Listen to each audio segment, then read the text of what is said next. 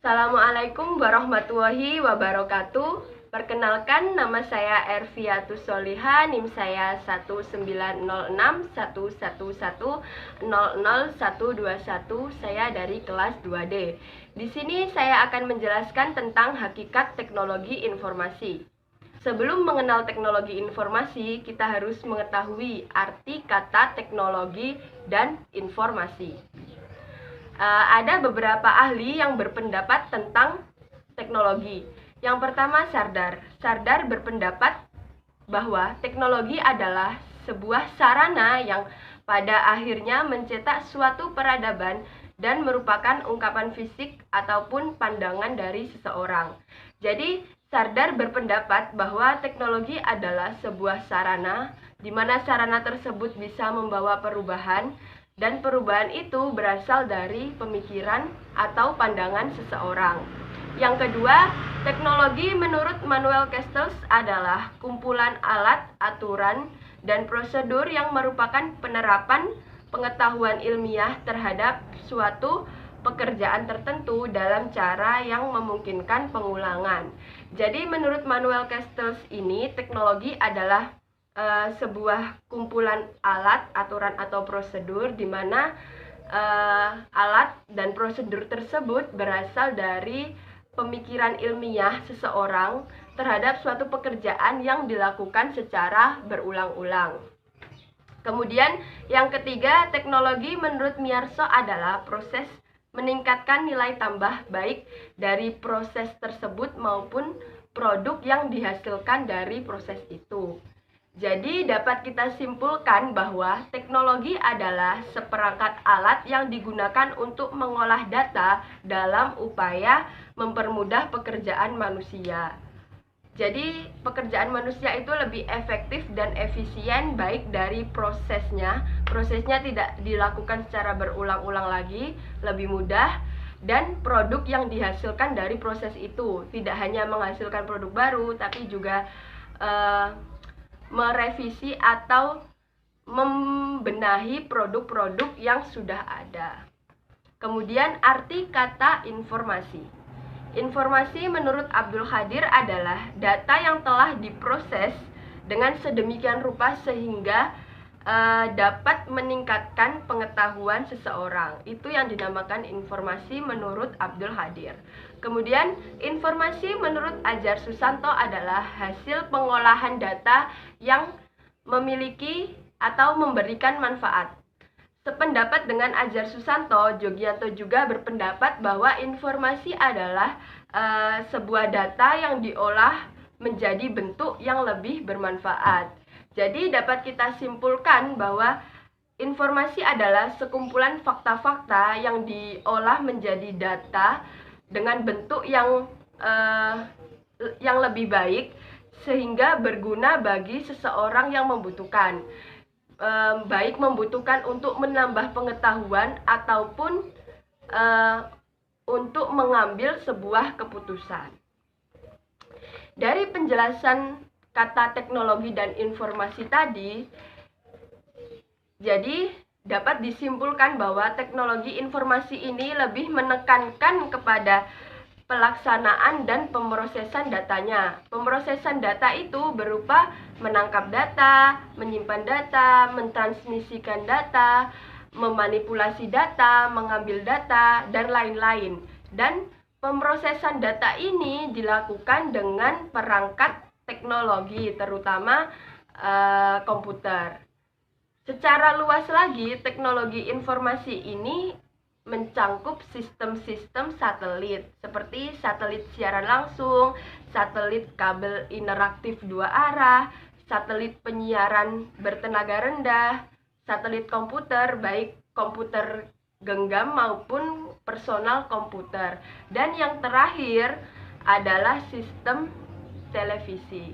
Jadi dapat kita simpulkan teknologi informasi adalah seperangkat alat yang digunakan untuk mengolah data ke bentuk yang lebih berguna dalam upaya meningkatkan atau mempermudah pekerjaan manusia. Assalamualaikum warahmatullahi wabarakatuh. Perkenalkan, nama saya Rizan Zakia, NIM 140 dari kelas 2D. Saya merupakan salah satu anggota dari kelompok 1. Di sini saya akan menjelaskan terkait yang pertama, yaitu tentang ciri-ciri informasi. Yang pertama ada akurat. Akurat artinya informasi yang mencerminkan keadaan sebenarnya. Jadi akurat ini informasi yang berdasarkan fakta, bukan opini, bukan pendapat maupun dugaan sementara. Biasanya dilakukan melalui pengujian yang dilakukan oleh 1 atau 2 orang lebih yang berbeda-beda. Maksudnya berbeda-beda itu gimana? Berbeda-beda itu setiap individu atau penguji itu memiliki cara, memiliki metode, sumber maupun data yang berbeda-beda. Di mana nantinya jika pengujian itu hasilnya sama, maka itu akurat. Jika tidak, berarti tidak akurat. Lanjut, yang nomor 2, tepat waktu. Artinya informasi itu harus tersedia pada saat kita membutuhkan. Nah, ketika informasi itu sudah usang, informasi itu tidak ada nilainya.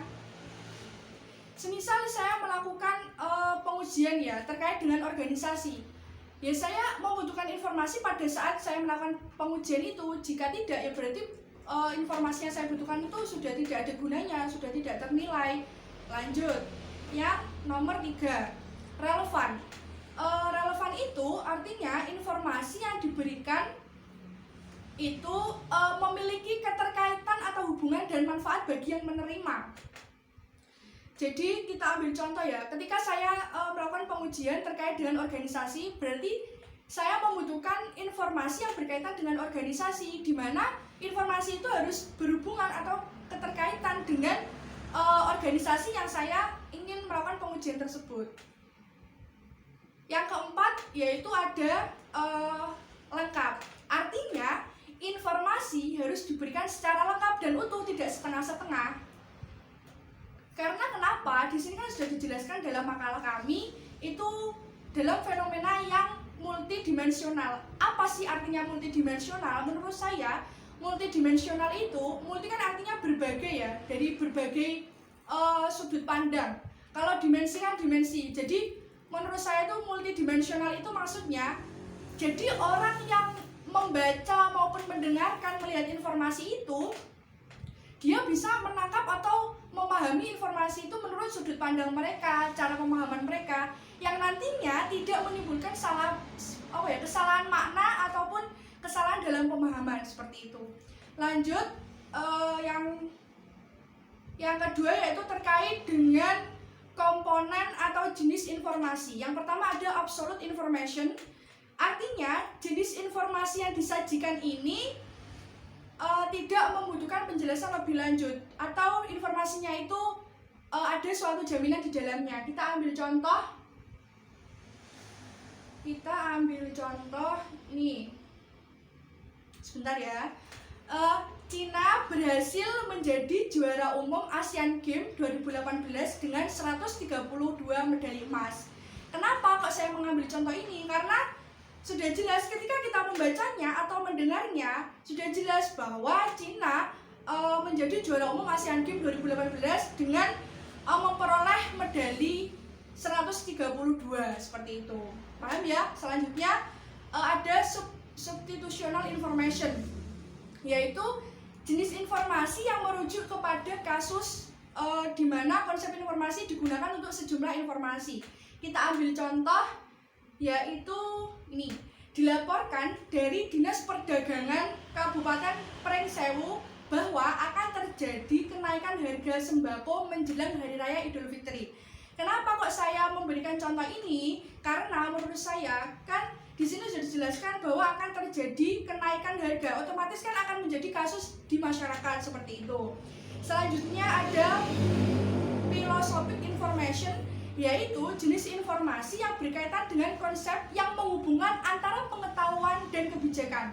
Di sini kan sudah jelas intinya kan pengetahuan dan kebijakan. Kalau pengetahuan itu menurut saya yang sebelumnya belum tahu menjadi tahu, itu namanya pengetahuan. Kalau kebijakan itu biasanya terarah kepada pemerintah atau keputusan yang diambil oleh pemerintah. Kita ambil contoh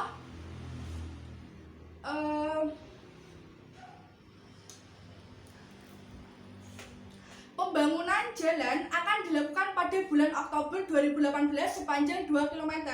Kenapa saya mengambil contoh ini? Pertama, kita masuk ke dalam pengetahuan. Pengetahuan, kan saya sudah menerangkan bahwa yang sebelumnya belum tahu menjadi tahu kan. Ketika kita mendengar berita atau informasi terkait ini, kan kita otomatis menjadi tahu. Lah, kenapa kok masuk kebijakan? Karena di sini kan keputusan yang diambil oleh pemerintah bahwa diadakan pembangunan jalan sepanjang 2 km pada bulan Oktober 2018. Seperti itu. Kita lanjut. Subjective information, yaitu jenis informasi yang berkaitan dengan perasaan dan emosi manusia. Kehadiran informasi ini bergantung pada orang yang menyajikan. Kita ambil contoh Najwa Shihab. Kenapa saya mengambil Najwa Shihab? Ketika dia membawakan tema berkaitan dengan stop stigma corona, dia berkata bahwa solider itu menjadi soliter sekarang ini. Karena kenapa?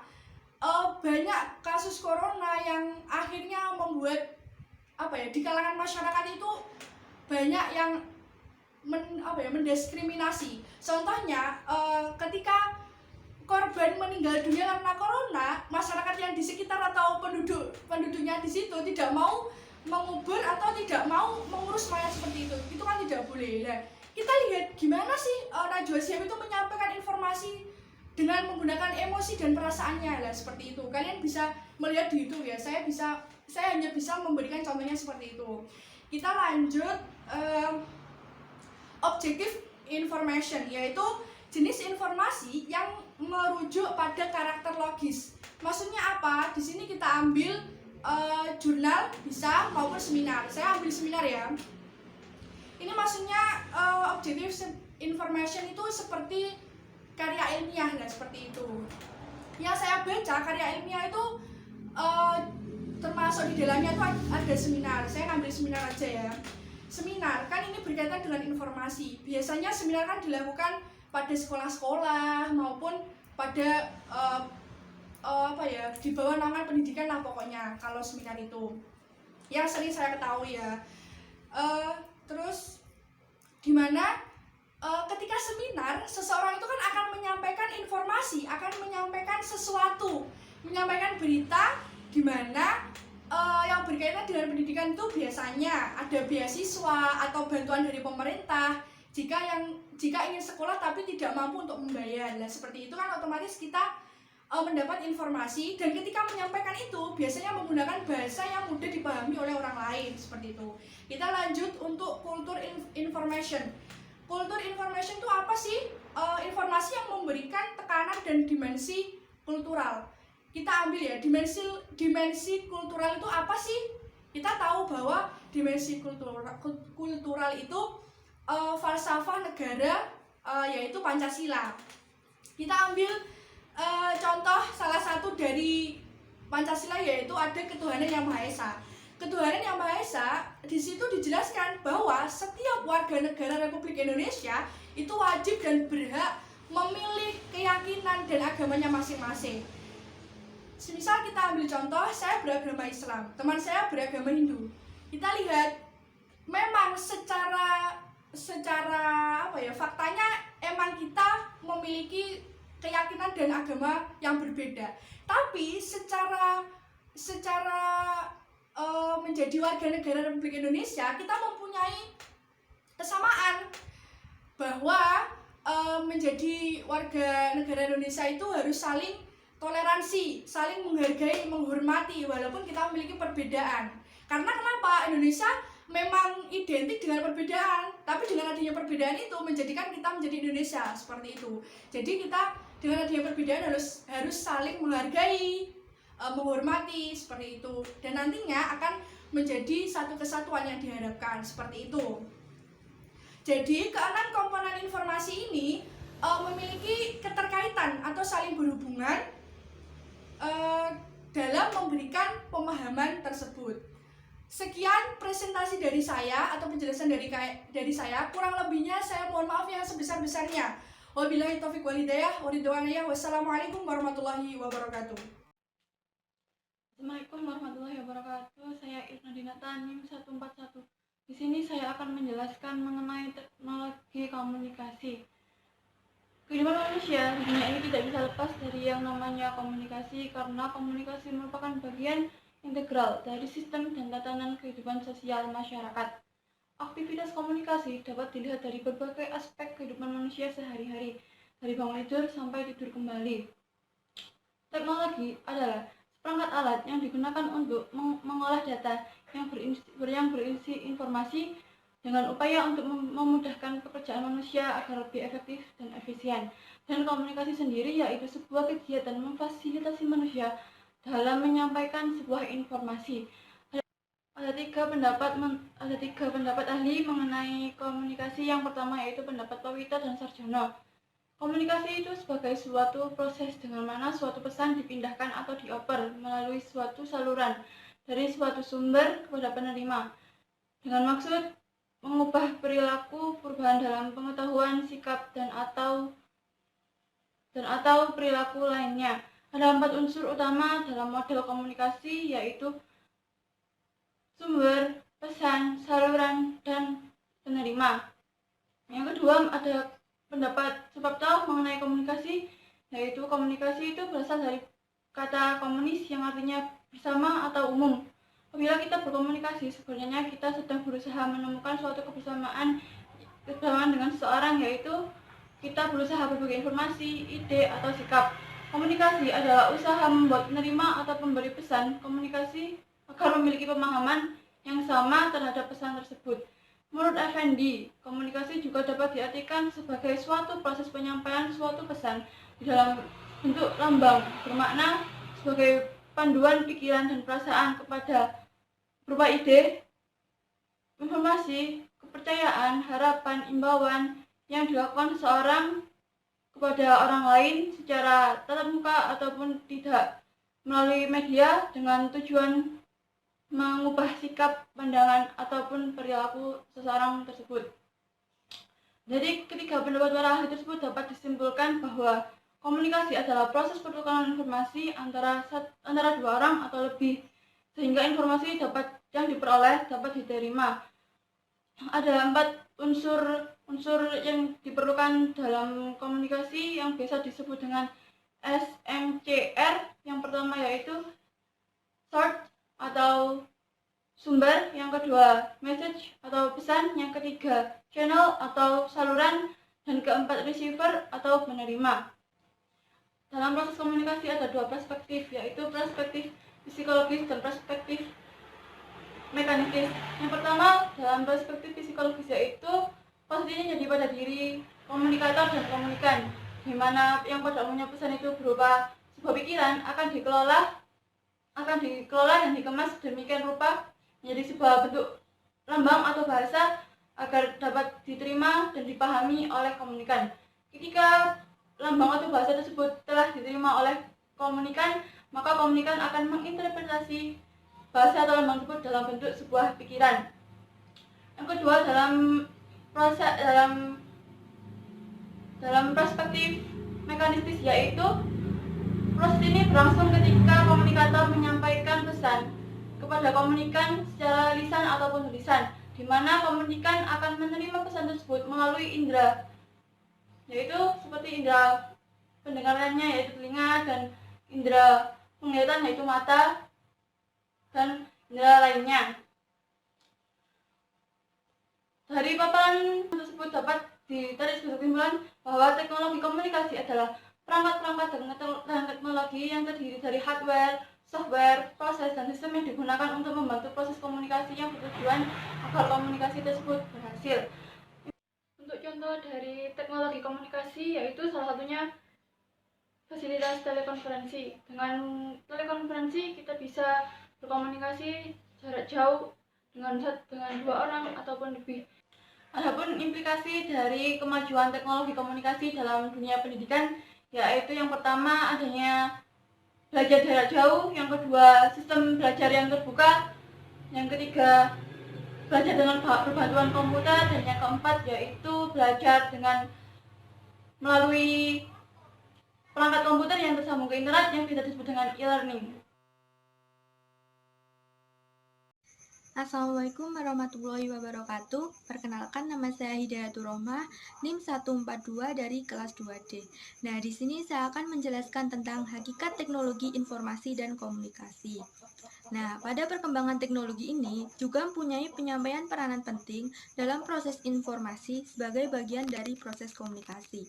Nah, pada masa modern ini, teknologi informasi dan komunikasi banyak digunakan oleh manusia karena pada dasarnya manusia ini sebagai makhluk sosial tidak bisa lepas dari komunikasi. Nah, contohnya yaitu HP. Nah, pada saat ini baik dari kalangan anak-anak, remaja, dewasa maupun orang tua banyak yang mempunyai HP karena dengan HP kita bisa dengan mudah berkomunikasi dan memperoleh informasi. Nah, perkembangan teknologi informasi dan komunikasi juga berdampak dalam bidang pendidikan. Menurut Pusat Kurikulum Pendidikan Nasional, teknologi informasi dan komunikasi atau TIK ini mencakup dua aspek. Nah, yang pertama yaitu teknologi informasi. Nah, teknologi informasi ini adalah meliputi semua aspek yang mencakup proses penggunaan alat bantu, manipulasi data, dan pengolahan data. Nah, di sini teknologi informasi ini lebih menekankan pada pelaksanaan dan pemrosesan data, seperti mengambil, menangkap, menyimpan, atau menampilkan data dengan menggunakan alat-alat elektronik seperti komputer, satelit siaran langsung, atau televisi. Nah, di sini saya tekankan lagi bahwa teknologi informasi ini lebih menekankan pada pengolahan data dan informasi. Nah, yang kedua yaitu teknologi komunikasi. Nah, teknologi komunikasi ini mencakup semua aspek yang berkaitan dengan penggunaan alat bantu untuk memproses dan mentransfer data dari perangkat satu ke perangkat yang lain. Nah, di sini teknologi komunikasi ini lebih menekankan pada penggunaan alat-alat elektronik yang menekankan pada aspek tercapainya tujuan komunikasi. Nah, sehingga data dan informasi yang diperoleh dari teknologi informasi harus memenuhi kriteria komunikasi, sehingga informasi dapat berjalan secara efektif. Nah, contohnya yaitu penggunaan video konferensi, Zoom, Google Meet, dan lain-lain. Nah, di sini peran teknologi informasi dan komunikasi yaitu untuk mengatur mekanisme komunikasi antara kedua belah pihak dengan mendesain secara sesuai visualisasi jelas, pesan teks, suara, video, memenuhi standar komunikasi dan juga pengaturan feedback sehingga komunikasi ini berjalan secara dua arah. Nah, selanjutnya adalah teknologi informasi dan komunikasi. Nah, menurut Kementerian Riset dan Teknologi, teknologi informasi dan komunikasi atau TIK sebagai bagian dari ilmu pengetahuan dan teknologi atau IPTEK. Secara umum adalah semua teknologi itu berhubungan dengan pengambilan, pengumpulan atau akuisisi, pengolahan, penyimpanan, dan penyebaran informasi. Nah, sedangkan menurut Dimyanti dan Mujiono, teknologi informasi dan komunikasi atau TIK adalah suatu teknologi yang digunakan untuk mengolah, memproses, mendapatkan, menyusun, menyimpan, manipulasi data dalam berbagai cara untuk menghasilkan informasi yang relevan, akurat, dan tepat waktu. Nah, contoh dari teknologi informasi dan komunikasi ini banyak sekali. Misalnya yaitu HP, radio, televisi, komputer, dan lain-lain. Nah, di sini saya mengambil contoh komputer. Nah, komputer ini merupakan mesin penghitung cepat dan dapat menerima informasi berupa input digital melalui mouse atau scanner keyboard dan lain-lain. Nah, kemudian memprosesnya sesuai dengan logika atau cara kerja program yang ada di dalam memorinya atau hard disk dan lain-lain. Nah, kemudian menghasilkan output berupa informasi yang diperoleh melalui printer, speaker, dan lain-lain. Nah, sehingga dari sini dapat disimpulkan bahwa teknologi informasi dan komunikasi atau TIK adalah ilmu yang diperlukan untuk mengelola informasi agar informasi tersebut dapat dicari dengan mudah dan akurat untuk disampaikan kepada masyarakat sebagai bagian dari komunikasi. Nah, isi dari ilmu tersebut dapat berupa teknik-teknik dan prosedur untuk menyimpan informasi secara efisien dan efektif guna untuk mempermudah proses komunikasi. Nah, sekian penjelasan dari saya. Apabila ada kesalahan kata atau kurang lebihnya, saya mohon maaf. Wassalamualaikum warahmatullahi wabarakatuh. Assalamualaikum warahmatullahi wabarakatuh. Perkenalkan, nama saya Rosi Maulidi Ardana, NIM 1906111000146 dari kelas 2D. Di sini saya akan membahas mengenai teknologi pendidikan.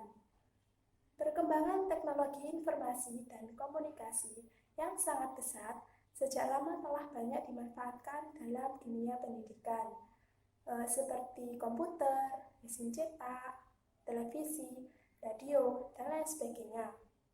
Pada hakikatnya, alat-alat tersebut dapat dimanfaatkan dalam dunia pendidikan, bahkan dapat meningkatkan efektivitas dan efisiensi dalam proses pendidikan.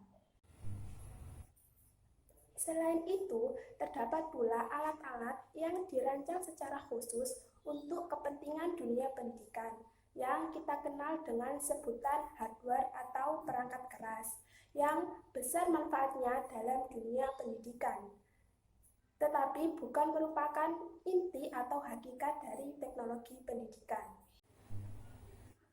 Alat-alat tersebut tidak mengandung arti pendidikan, akan tetapi baru bermanfaat apabila telah dikaitkan pada suatu program pendidikan yang lazimnya kita sebut dengan istilah software. Menurut Nasution tahun 1995, yang menjadi inti dari teknologi pendidikan adalah programnya atau software yang disusun berdasarkan prinsip-prinsip tertentu. Dengan demikian, teknologi pendidikan tidak dapat diselenggarakan tanpa adanya alat-alat teknologi modern, karena alat-alat tersebut merupakan komponen utama dari teknologi pendidikan. AECT atau Association for Education, Communication and Technology mengemukakan definisi mengenai teknologi pendidikan. Teknologi pendidikan adalah suatu proses yang kompleks dan terpadu dengan melibatkan ide, peralatan, orang, dan organisasi untuk menganalisis suatu permasalahan, menemukan problem solving, melakukan evaluasi, dan mengelola permasalahan yang berkaitan dengan semua aspek belajar manusia. Berdasarkan definisi yang telah dikemukakan mengenai teknologi pendidikan, teknologi pendidikan menurut AECT tahun 2008 mengandung beberapa kata kunci. Yang pertama yaitu study.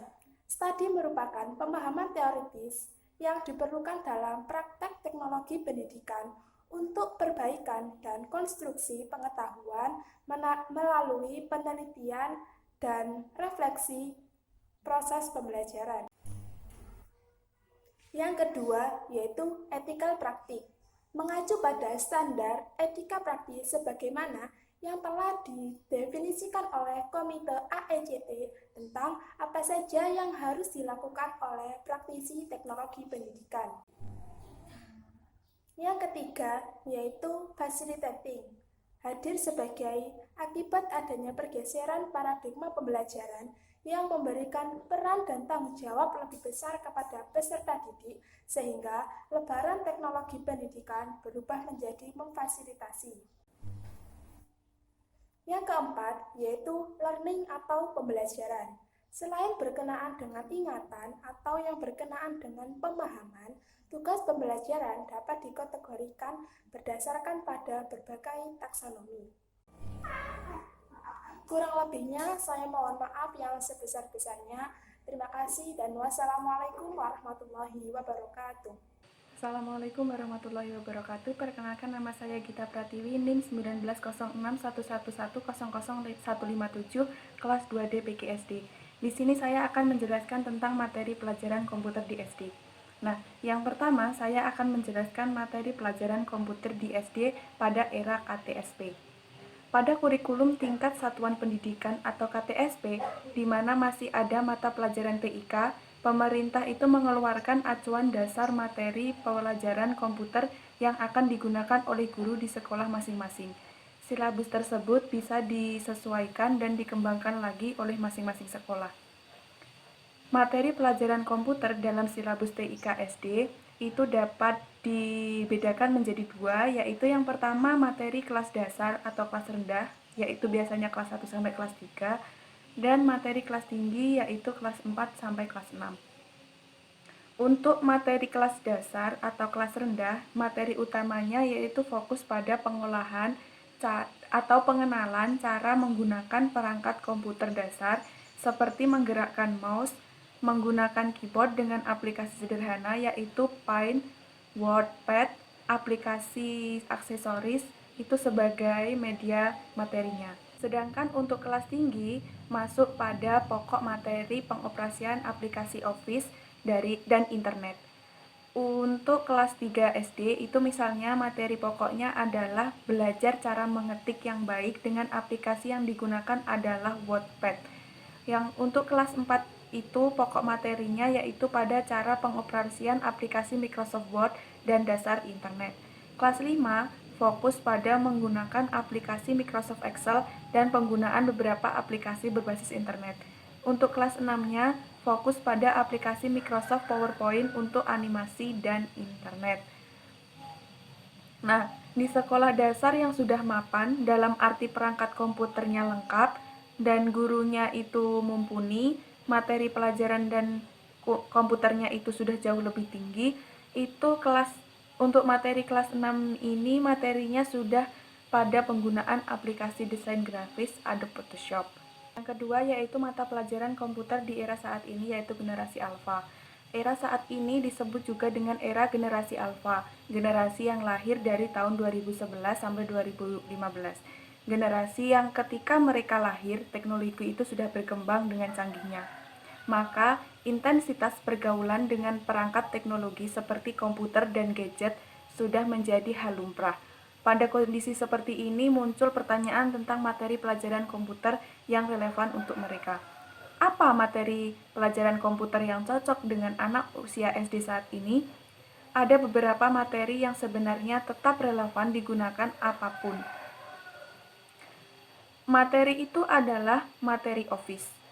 Kalau menggunakan aplikasi buatan Bill Gates, maka materi menggunakan aplikasi Microsoft Office akan tetap relevan di era apapun. Aplikasi word processor merupakan aplikasi yang akan tetap digunakan sebagai teknologi yang terus berkembang. Karena aplikasi word processor ini merupakan media pengganti alat tulis dan kertas, sedangkan kebutuhan menulis dan terus ada sampai kapanpun.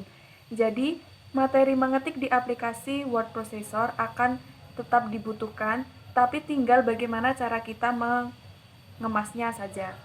Begitupun dengan aplikasi spreadsheet. Ini juga merupakan aplikasi yang tak lekang oleh zaman. Keberadaannya dan fungsi-fungsinya sangat dibutuhkan terutama untuk pengolahan data sementara. Sedangkan untuk aplikasi presentation, sekalipun tetap digunakan, tetapi belakangan banyak varian aplikasi canggih yang bisa digunakan untuk membuat slide presentation. Maka, ada beberapa materi yang menurut saya itu cocok untuk anak-anak usia SD saat ini. Yang pertama, materi pengolah kata menggunakan aplikasi word processor. Yang kedua, materi pengolah angka menggunakan aplikasi spreadsheet. Yang ketiga, materi membuat slide presentasi kreatif dan animasi sederhana menggunakan aplikasi presentation. Nah, saya rasa 3 materi tersebut itu tetap relevan digunakan untuk menjadi materi-materi pokok pelajaran mata pelajaran TIK atau komputer yang ada di sekolah dasar. Nah, bagaimana caranya? Bagaimana materi ini tetap digunakan di SD? Yang pertama yaitu desain grafis menggunakan Adobe Photoshop. Yang kedua, belajar pemrograman menggunakan Sketch, Alice atau Tinker atau Visual Basic. Yang ketiga yaitu robotik. Materi-materi tersebut itu menurut saya boleh diajarkan tetapi sebatas pilihan, tidak masuk dalam materi pokok pembelajaran, sebab materi-materi tersebut sekalipun terdengar canggih tetapi kurang bermanfaat bagi anak-anak usia SD. Materi seperti ini cocoknya biasanya diajarkan untuk anak level SMP atau SMA. Mata pelajaran TIK menurut Depdiknas tahun 2006 yang pertama yaitu perangkat keras dan perangkat lunak yang digunakan untuk mengumpulkan, menyimpulkan, menyimpan, memanipulasi, dan menyajikan informasi. Yang kedua, penggunaan alat bantu untuk memindah data dan dari satu perangkat ke perangkat yang lainnya. Assalamualaikum warahmatullahi wabarakatuh. Perkenalkan, nama saya Lilis Iswatul Jana, NIM 190611100158, kelas 2D. Di sini saya akan menjelaskan tentang tujuan mata pelajaran Teknologi Informasi dan Komunikasi atau biasanya yang disebut dengan TIK. Semua mata pelajaran memiliki tujuan masing-masing, begitu pula dengan TIK. TIK memiliki tujuannya yaitu ada 3. Yang pertama, 1. Aspek kognitif, kedua, aspek afektif, yang ketiga, aspek psikomotorik. 1. Pada aspek kognitif, di sini siswa dapat mengetahui, mengenal, atau memahami teknologi informasi dan komunikasi. Di sini dapat meningkatkan pengetahuan dan minat peserta didik pada teknologi, serta meningkatkan kepuasan untuk pendidikan, pekerjaan, dan peran masyarakat pada masa yang akan datang. Kedua, pada aspek afektif, dapat bersikap kritis maksud saya, kreatif, dan apresiatif dan mandiri dalam penggunaan teknologi informasi dan komunikasi. Maksudnya adalah di sini bersikap kritis. Siswa akan mempunyai kemampuan untuk berpikir kritis. Dan lalu kreatif. Di sini siswa daya kreatifnya akan semakin berkembang lagi. Lalu juga apresiatif. Di sini siswa dapat mengapresiasi baik itu karyanya sendiri maupun karya orang lain, dan tentunya mandiri dalam penggunaan teknologi informasi dan komunikasi. Yang ketiga, pada aspek psikomotorik, dapat terampil memanfaatkan teknologi, informasi, dan komunikasi untuk proses pembelajaran dalam kehidupan sehari-hari. Di sini dapat membentuk pengetahuan siswa dan minat siswa terhadap teknologi. Pembahasan tentang teknologi informasi dan komunikasi tidak akan lepas dari perkembangan yang semakin pesat. Produk teknologi yang hari ini dirasa canggih tentu akan segera tertutup dengan produk teknologi yang akan ada di masa depan. Contohnya seperti ini. Dahulu kita memakai HP yang ada tombolnya. Sekarang sudah berubah menjadi HP yang menggunakan layar sentuh. Tentu saja tidak dipungkiri bahwa jikalau suatu masa depan nanti kita bisa menggunakan HP yang transparan, itu dapat bertujuan untuk teknologi informasi dan komunikasi. Hal ini merupakan cita positif dari manusia yang selalu ingin berubah ke arah yang lebih baik dari waktu ke waktu. Dengan adanya pendidikan teknologi informasi dan komunikasi yang baik, maka peran teknologi dapat diharapkan berdampak positif pada generasi yang akan datang. Ini merupakan bagian dari penyampaian informasi dan komunikasi. Mata pelajaran TIK, Teknologi Informasi dan Komunikasi, dijadikan mata pelajaran wajib di sekolah menengah dan muatan lokal pada jenjang sekolah dasar. Mata pelajaran Teknologi Informasi dan Komunikasi masuk dalam muatan kurikulum 2004. Dengan demikian dapat disimpulkan bahwa perkembangan teknologi memang banyak pengaruhnya terhadap masyarakat dan lingkungan dalam berbagai bidang. Misalnya tadi dalam bidang pendidikan. Teknologi informasi ini menekankan pada pelaksanaan dan pemrosesan data seperti menangkap, menyimpan, dan menampilkan data menggunakan perangkat teknologi elektronik terutama pada komputer. Terima kasih.